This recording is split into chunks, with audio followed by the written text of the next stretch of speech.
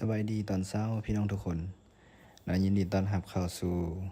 การข่าวฟอร์เดียวในตอนเช้าอีกครั้งหนึ่งข้าพเจ้าก็หวังว่าพี่น้องจะสบายดีเนาะแล้วก็หวังว่าทุกๆเช้าเนาะพี่น้องจะสบายดีแล้วก็ได้รับการอวยพรเนาะข้าพเจ้าอธิษฐานเพื่อแล้วก็สำหรับในตอนเช้าของวันนี้พวกเราจะมาสืบต่อกันอยู่ในพระคำกิจการบทที่7เนาะข้อที่30หาข้อที่53แล้วถ้าพี่น้องมีพระคัมภีร์ก็อยากให้ข้าพเจ้าอยากหนุนใจพี่น้องที่จะอ่านทั้งหมดบทเนาะเพื่อที่จะได้มีความเข้าใจซึ่งเป็นบทที่ค่อนข้างยาวพอสมควรเนื่องจากว่าเป็นการกล่าวป้องกันตัวเองของสเตฟานโนนั่นเองเนาะถ้าความไปกิจการบทที่6เล็กน้อยเนาะเพื่อที่จะได้รับรู้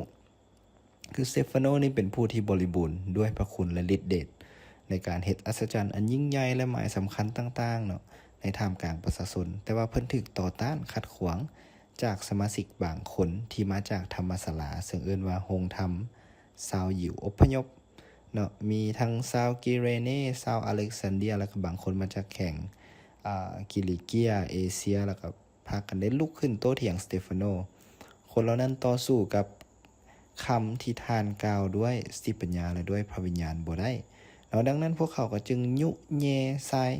บางคนให้มากล่าวว่าพวกเขาได้ยินเราเว้าต่อสู้โมเสสและต่อสู้พระเจ้าด้วยเหตุนี้พวกเขาจึงยุยงประชาชนและพวกเฒ่าแก่และพวกธรรมจารย์มาหุ้มจับสเตฟานโนและนำตัวขึ้นไปที่สภาสูงสุดแล้วก็ได้พวกเขาก็นำพยานบ่จริงมากล่าวอีกว่าสเตฟานโนนี่เว้าตัวเว้าต่อสู้พระวิหารอันศักดิ์สิทธิ์และเว้าต่อสู้กฎบัญญัติอย่างบ่หยุดยั้งคือกฎบัญญัติของโมเสสพวกเขาได้ยินคนนี้ว่าเยซูแทนาเซจะมาทำลายพระวิหารหลังนี้และจะเปลี่ยนแปลงธรรมเนียมที่โมเสสได้ให้ไว้แก่พวกเขาและบรรดาคนที่นั่งอยู่ในสภาสูงสุดนั้นแนมเบิ่งไปหาสเตฟานโนและเห็นหน้าของเพิ่นเนาะเป็นเหมือนหน้าของเทวดาแล้วก็จึงกล่าวถามว่ามหาปริหิตก็จึงกล่าวถามสเตฟานโนว่าเรื่องนี้เป็นเรื่องจริงแท้บ่แล้วเมื่อวานนี้เนาะก็ได้เฮาก็ได้รับฟังไปแล้วนะในข้อที่1ข้อที่29ซึ่งมื้อนี้ก็แม่นข้อที่30เนาะข้อที่53นั่นเองซึ่งสเตฟานโนก็ได้กล่าวให้รับรู้ว่าในเรื่องราวของโมเสสแล้วก็ในเรื่องราวของโมเสสในตอนที่พระเจ้าเอิ้นโมเสสนั้นเนาะคือโมเสสได้พบกับพระเจ้าอยู่ถิ่นแห่งแรงกันดารเนาะอยู่ถิ่นแห่งแรงกันดารซึ่งพระเจ้าก็มาปรากฏเป็นไฟเนาะอยู่ในฝุ่มไม้นั่นเองแล้วก็อยู่ในถิ่นแห่งแรงกันดารอยู่ในภูเขาซีนายเนาะซึ่งเฮ็ดให้เห็นว่าการทรงสถิตของพระเจ้านี่ที่ปรากฏต่อโมเสสนี่บ่ได้อยู่เพียงแต่อยู่ในดินแดนพันธสัญญาเท่านั้นแต่ว่าสามารถอยู่ได้ทุกที่ทุกบอนอยู่ได้ทุกคนทุกแห่งเนาะพระเจ้าของพวกเขาเนาะแล้วก็เห็นว่าพระเจ้าได้ปรากฏต่อโมเสสเนาะอยู่ในถิ่นแห่งแรงกันดารเนาะซึ่งท่านนั้นคือสิ่งที่พวกเขาเห็นแล้วก็เมื่อเขามาเบิ่งข้อที่35ข้อที่38แล้วคือสเตฟานโนก็ได้ไฮไลท์หรือว่าเฮ็ดให้เห็นเนาะว่าคือชาวอิสราเอลตะกี้หันพระเจ้าได้สเตฟานโนได้เตือนเขาเจ้าว่าโมเสสพระเจ้าได้ส่งโมเสสไป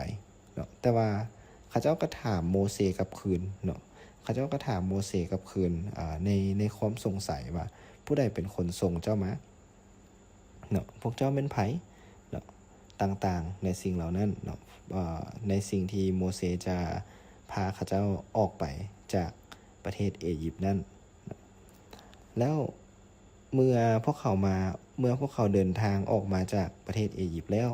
เนาะบัดนี้หลังจากที่โมเสสเนาะได้นำพาเขาเจ้าออกมาละคือเขาเจ้าก็บ่อยากที่จะไว้วางใจแล้วก็บ่อยากที่จะเชื่อในโมเสสเช่นกันตอนที่โมเสสขึ้นไปอยู่ตอนที่โมเสสไปภูเขาซีนายเพื่อที่จะรับพระบัญญัติจากพระเจ้าเขาเจ้าก็ได้สร้างงัวทองคำขึ้นมาเนาะที่จะนมัสการแล้วซึ่งสเตฟานโนก็เฮ็ดให้เห็นว่าเขาเจ้ามีความที่จะเขาเจ้าถ้าชาวอิสราเอลนี่มีการสร้างรูปเคารพมีการมักฮักในการนมัสการรูปเคารพตั้งแต่ใดมาเนาะห หลายกว่าพระเจ้าผู้ทรงที่มีชีวิตอยู่หลายกว่าพระเจ้าผู้ทรงมีชีวิตอยู่แล้วดังนั้นสเตฟานโนก็จึงได้บอกให้เห็นถึงความสำคัญเนาะของพระวิหารอันศักดิ์สิทธิ์เนาะเมื่ออยู่ในถิ่นแห่งแล้งกันดารบรรพบุรุษของพวกเขาก็ได้มีผ้าเต็นท์แห่งคำพยานบอนที่พระเจ้าสถิตอยู่นำพวกเขาแล้วพวกเขาก็ได้เฮ็ดหอเต็นท์ตามที่พระเจ้าได้บอกโมเสสให้เฮ็ดตามแบบแผนที่พระเจ้าได้สำแดงให้โมเสสรู้ต่อมาบรรพบุรุษของพวกเขาก็มีการหับหอเต็นท์จากปู่ย่าตายายของพวกตนแล้วก็ห้ามหอเต็นท์ไปนำเมื่อพวกเขาไปกับโยซัวเมื่อยึดครองเอาดินแดนจากชนชาติต่างๆพระเจ้าจึงได้ขับไล่ออกในขณะที่ซึ่งพระเจ้าได้ขับไล่พวกเขาออกในขณะที่พวกเขาบุกหน้าเข้าไปหอเต็นท์นี้ก็มีสืบจนมาถึงสมัยของกษัตริย์ดาวิดเนาะเพิ่นเป็นที่พอพระทัยพระเจ้าฉะนั้นเพิ่นจึงห้องขอให้พระเจ้าได้อนุญาตให้เพิ่นไปหาอยู่บนพระเจ้าของยาโคบแต่ว่าแม่นกษัตริย์โซโลมอนที่เป็นผู้สร้างพระวิหารสำหรับพระองค์ถึงปานนั้นพระเจ้าองค์สูงสุดก็บ่ได้สถิตอยู่ในบ่อนที่มือมนุษย์สร้างหรือว่าพระวิหารหรือว่าสิ่งที่มนุษย์สร้างให้กับพระองค์ตามที่ผู้ทำนวยได้กล่าวไว้อยู่ในเอสยาห์บทที่66องค์พระผู้เป็นเจ้ากล่าวว่าสวรรค์เป็นพระที่นั่งของเฮาแผ่นดินโลกก็เป็นที่ห้องตีนของเฮาพวกเจ้าจะสร้างบ่อนอยู่สนิทใดสำหรับเฮาสถานที่ใดเนาะจะพอเป็นบ่อนให้เฮาอาศัยอยู่ทรัพย์ทุกสิ่งทั้งหมดเหล่านี้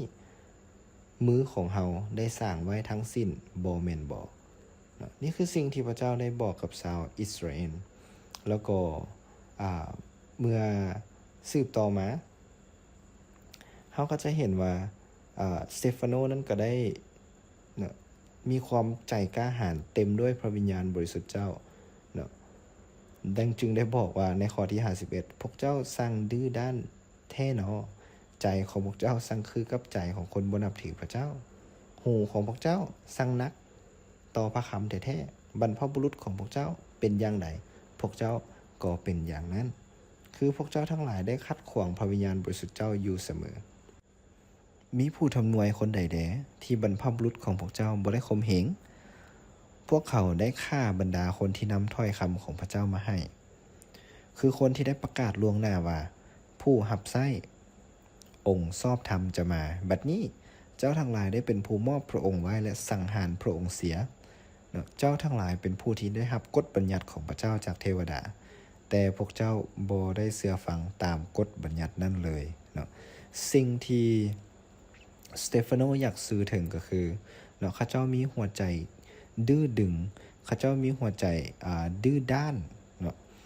พระคัมภีร์ใส่ดื้อด้านแท้เนาะซึ่งเหมือนกันกับคนที่บ่ได้นับถือพระเจ้าหูกันนักแล้วก็หูกันนักนั่นเป็นคำที่ข้าเจ้าใช้เป็นคำที่พระคัมภีร์ใช้อยู่ในพระคัมภีร์เดิมสำหรับการต่อต้านพระเจ้าข้าเจ้าอาจจะเป็นคนหยิวแต่ว่าข้าเจ้าเฮ็ดคือกันกับข้าเจ้าเฮ็ดคือว่าข้าเจ้าบ่แม่นคนหยิวที่เชื่อพระเจ้าแล้วข้าเจ้าก็ต่อต้านพระวิญญาณบริสุทธิ์พร้อมตามที่พระคัมภีร์ได้เขียนไว้ข้าเจ้าต่อต้านพระวิญญาณบริสุทธิ์อยู่เสมอแล้วข้าเจ้าได้ข่มเหงผู้ทำนวยหรือว่าผู้คนที่พระเจ้าได้ส่งเข้าไปเพื่อที่จะบอกพระคำของพระเจ้าข้าเจ้าก็ข่มเหงข้าเจ้าทั้งหมดแล้วนักไปกว่านั้นพี่น้องในปัจจุบันนี้ที่สเตฟานโนเราได้เว้าอยู่ในตอนนี้ก็คือทางมหาปโลหิตทางสภาสูงสุดของชาวยิวก็เฮ็ดเส้นเดียวกันคือข้าเจ้าได้มอบพระเยซูคริสต์ไว้ถึงที่ไม้กางเขนให้พระองค์ได้เสียชีวิตและสละชีวิตของตนถึงที่ไม้กางเขนซึ่งเป็นแพทเทิร์นเดียวกันและเป็นรูปแบบเดียวกันกับบรรพบุรุษของอิสราเอลแล้วนั่นคือสิ่งที่สเตฟานโนเราอยากบอกว่าคือข้าเจ้าได้ปฏิเสธพระเยซูคริสต์ข้าเจ้าคิดว่าแต่ว่าข้าเจ้าคิดว่าข้าเจ้ารักษากฎบัญญัติของโมเสสไว้แต่ว่าบ่แม่นเลยสิ่งที่ข้าเจ้าเฮ็ดเหมือนกันทุกประการกับบรรพบุรุษของชาวอิสราเอลพี่น้องในสิ่งที่พวกเราอ่านมานี้บางครั้งเราอาจจะเห็น ถึงบางสิ่งบางอย่างว่าเฮาอาจจะบ่ได้เชื่อเฮาบางครั้งเฮาเห็นตนเองบ่ได้เชื่อพระเจ้าและต่อต้านพระเจ้าทั้งในอดีตแล้วจนลากยาวมาฮอดปัจจุบันเฮายังมีบางครั้งที่เฮาบ่เชื่อฟังพระองค์เฮายังมีบางครั้งที่เฮาบ่เชื่อฟังพระเจ้าดังนั้นข้าพเจ้าจึงอธิษฐานให้กับพี่น้องที่จะมีหัวใจที่เป็นหัวใจที่เชื่อฟังพระเจ้าที่จะมีหัวใจที่บ่ต่อต้านพระเจ้าและบ่กดขี่ข่มเหงหรือว่าบ่เว้าร้ายต่อผู้ที่นำพระคำของพระเจ้ามาให้พวกเขานั่นเองพระเจ้าขอบคุณพระองค์สำหรับวันนี้ขอพระเจ้าอวยพรพี่น้องของลูกทุกๆคนในการเดินทางไปเฮ็ดเวียกไปเรียนหรือไปนำสิ่งใดก็ตามแต่ในวันนี้ขอพระเจ้าที่จะนำพาพวกเขาให้จิตใจของพวกเขานั้นอ่อนโยนอยู่เสมอเพื่อที่จะรับฟังพระคำของพระเจ้าเพื่อที่จะปฏิบัติตามพระคำของพระเจ้าด้วยให้พระวิญญาณบริสุทธิ์นั้นโอ้ลงกับพวกเขาพระเจ้าและให้พวกเขานั้นอย่าคัดค้านและต่อต้านต่อพระวิญญาณบริสุทธิ์ของพระองค์ขอบคุณพระองค์ลูกอธิษฐานฝากการอวยพรทุกสิ่งทุกอย่างในชีวิตของพี่น้องของลูกทุกคนไว้ใต้พระอันทรงฤทธิ์ของพระเจ้าด้วยอธิษฐานในพระนามอันยิ่งใหญ่ขององค์พระคริสต์เจ้าอาเมนแล้วพบกันครั้งต่อไปพี่น้องขอพระเจ้าอวยพร